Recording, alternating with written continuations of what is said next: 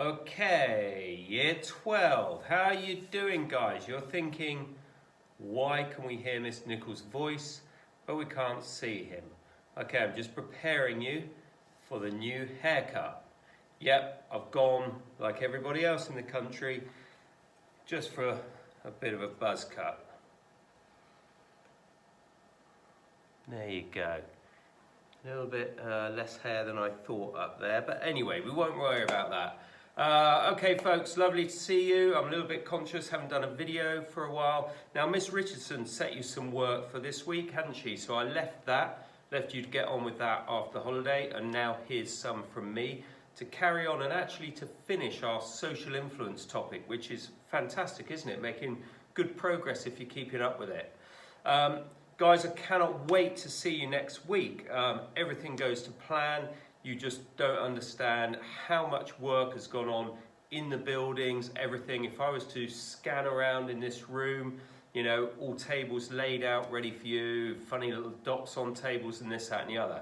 Okay, so look, we're hopefully going to see you, aren't we, each of you next week, and then we'll really touch base on more of this stuff. Okay, I'm going to take you through the social influence bit, and you know what, this couldn't be a more exciting time, sad time but exciting, and I'll explain why in a minute. First thing I want to do, hopefully I hope you can see the screen if I just try that. I set you before the holiday this Marcus question, didn't I? We're looking about minority influence and how a small minority, in this case just Marcus, how he can influence his friends. And try and convince them that they go on a different type of holiday, okay? Briefly suggest how Marcus might use the three behaviours. Well, three behaviours: consistency, flexibility, commitment, okay? So that he can persuade his friends to go travelling, all right? It's only 3 marks, isn't it? So, the first bit of the question, identify those three behaviours. So, let's just scroll to that, shall we? Gosh, like I did that magically, look.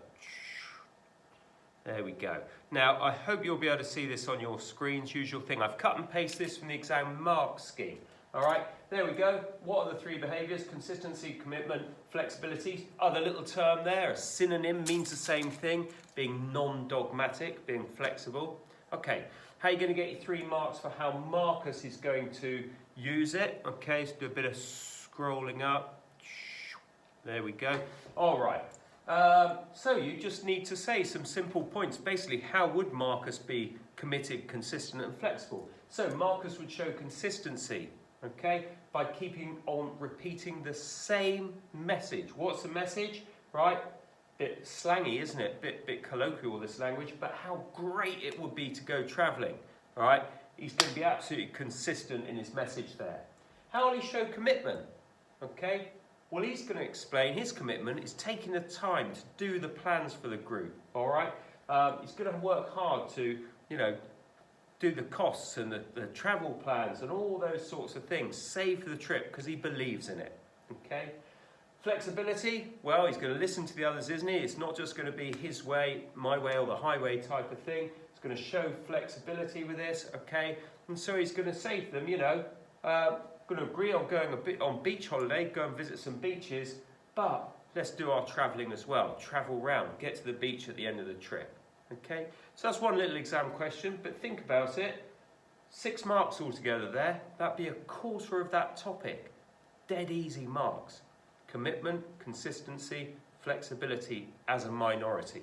All right, brilliant. I'm trying to whiz this a bit, guys. Actually, they're trying to kick me out of the school, so I've got to get this done quick. Next bit, social change. Social change, guys. Fascinating. All right. All right, what's going on in the world at the moment? Absolute, very difficult situation, horrible situation with the George Floyd case, okay? What has that sparked? Well, it's sparked lots of protests, hasn't it? Across the world, not just in America. Literally this weekend, things going on in our cities, even Bristol down the road. You know, this is important, this is a global issue. Now, question here is, how do we create social change. Not just change on a small level, but social change on a wider level, okay? Now, for the moment, I would just like to take this example away, and the only reason I'm saying that is because it's very live and it's very raw, okay? So I want to go to another current example. You've seen it on my bookshelf, all right? Greta Thunberg, one little girl,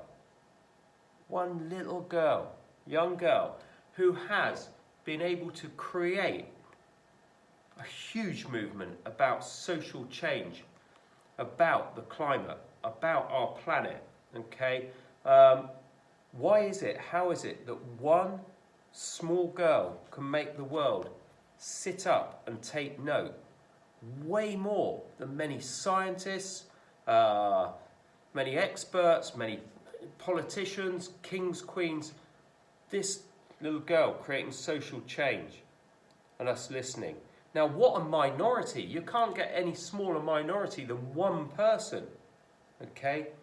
And we might think, how can she lead people to change their views on climate change and the environment and the planet and so on? Okay, so what I would like you to do, and I'll attach this, of course it's attached on the Show My Homework. I want you to look at one theory in particular, and then I've got a second one if you like it.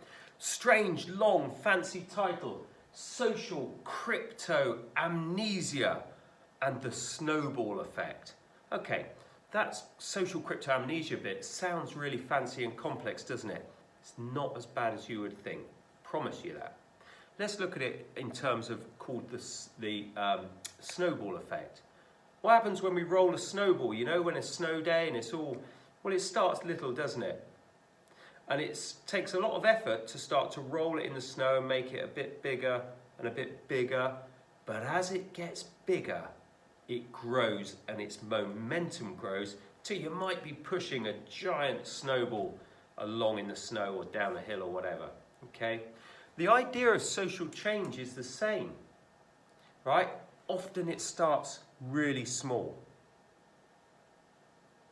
And it's really slow. How long did Greta Thunberg sit out one day a week and refuse to go to school and the world pay attention? Well, for many, many days, weeks, months, okay? And what did most people think? What's she doing? People, adults around the world saying, ridiculous, get the girl back to school and all that sort of thing, okay? By the way, interesting little title, isn't it, on the front there? Can you see that? No one is too small to make a difference, okay? So the snowball effect, there she is, that one individual. Starts tiny, the influence, but it grows, it gathers pace, and it gathers pace. Now you're going to come to a strange term in here.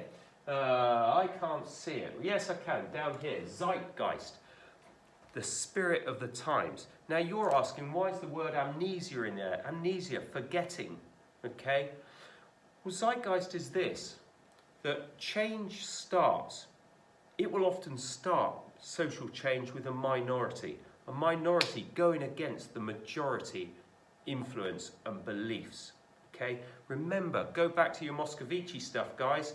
Moscovici described this as an innovation, a new way of doing something, a new idea, a new behavior, okay? Zeitgeist, translated from the German, means spirit of the times, ghost of the times. Well, we're going to change that. It's a little bit literal, isn't it? It's a little bit kind of too perfect in its translation. What we mean here is, over time, a new idea has been adopted, has been taken on from a minority, okay?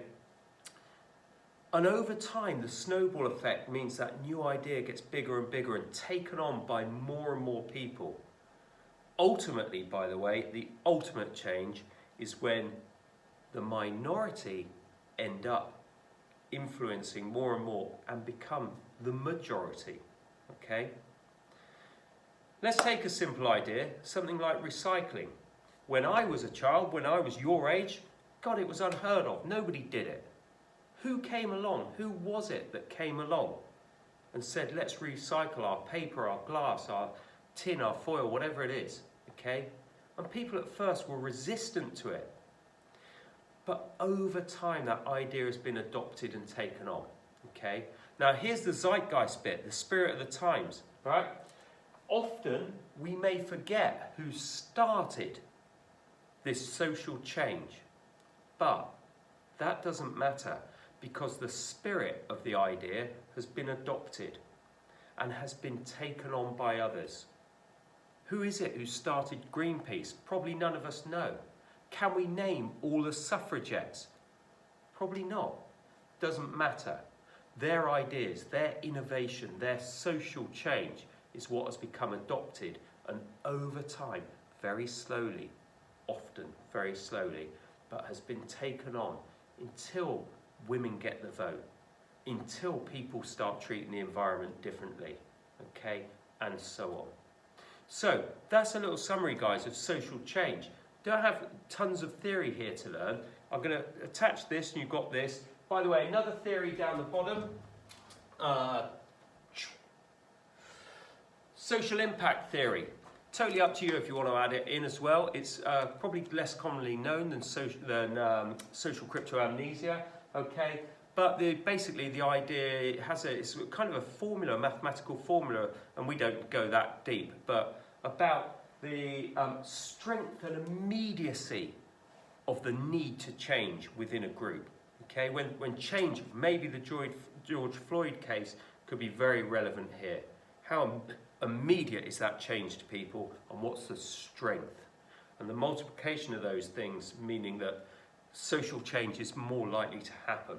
Okay, so having taken that on board, what I want to do now, you've been doing an exam question.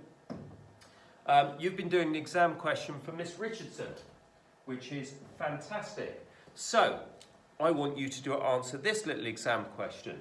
Goes all the way back to an exam paper from 2011. Crikey, that's a long time ago. But they crop up in this style often. All right. Mike and his grandfather having a conversation about recycling. There's our recycling bit, all right? And it goes on to talk about their chat about recycling. Basically, Mike's grandfather said when he was young, they didn't recycle. Mike says they commonly do recycle. Everyone recycles now. They even do it at school, okay? Question. Using your knowledge of the psychology of social change, explain why recycling is now behaviour carried out by a majority of people in this country. In other words, it was not carried out by a majority when Mike's grandfather was young, but it is now. What has happened? 6 marker, guys. You're probably looking at a really good paragraph, a chunky paragraph, to explain these concepts of how come this new behaviour, hint hint, this innovation has been taken on, this recycling, and now a majority of people do it. Get in social cryptoamnesia, get in probably the ideas of consistency, commitment, flexibility, okay? Anything that leads to that minority influence in the process of social change. Now, what I want you to do with that answer, excuse me, is I want you to email it to Mrs. Williams. Mrs. Williams really wants to have a look at some of your work, and you've been doing that for Miss Richardson. So I want you to email it to cwilliams@stjohns.excalibur.org.uk. All right? Brilliant. Folks, what is this? This is Psychology Instruction 10 video, isn't it? All right. Can't wait to see you folks next week. It'll be a strange feeling in dribs and drabs, and we won't have much social time. Okay, but it'd just be lovely to see your faces, and hopefully just to offer you any support that we can give you. All right, guys, take it easy. We'll hopefully get a bit more sun before then, and see you next week. Bye.